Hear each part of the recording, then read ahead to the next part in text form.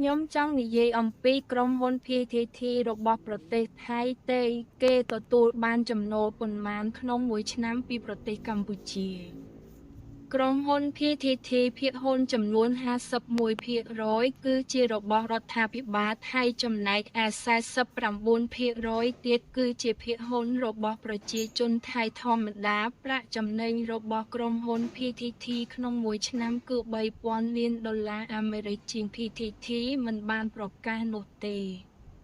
ថាទេប្រាក់ចំណូលនិងចំណេញដែលរកបានពីប្រទេសកម្ពុជាមានចំនួនប៉ុន្មានក្នុងមួយឆ្នាំប៉ុន្តែតាមការប៉ាន់ប្រមាណរបស់ខ្ញុំលុយដែលបានចំណេញពីប្រទេសកម្ពុជាគឺប្រហែលជាក្នុងចន្លោះពី$300 លានទៅ$500 លានក្នុងមួយឆ្នាំ PTT បាននិយាយរួចហើយថាបន្ទាប់ពីប្រទេសថៃរបស់ខ្លួនឯងគឺថាប្រទេសកម្ពុជានេះហើយគឺជាទីផ្សារធំទី2របស់ PTT តែម្ដងដែលប្រៀបដូចជាផ្ទះទី2របស់គេអញ្ចឹងក្នុងពេលថ្មីនេះក្រុមហ៊ុន PTT តែបោះទុនចំនួនរាប់រយលាន$នៅក្នុងប្រទេសកម្ពុជាបន្ថែមទៀតដើម្បីពង្រីកអាជីវកម្មរបស់ពួកគេលើសពីនេះទៀត PTT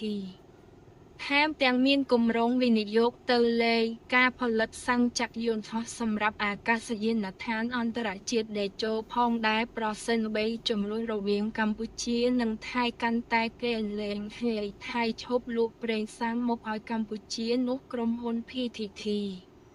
នឹងរងទុក្ខខ្លាំងជាងគេក្នុងពេលនេះតម្លៃភាគហ៊ុនរបស់ PTT គឺ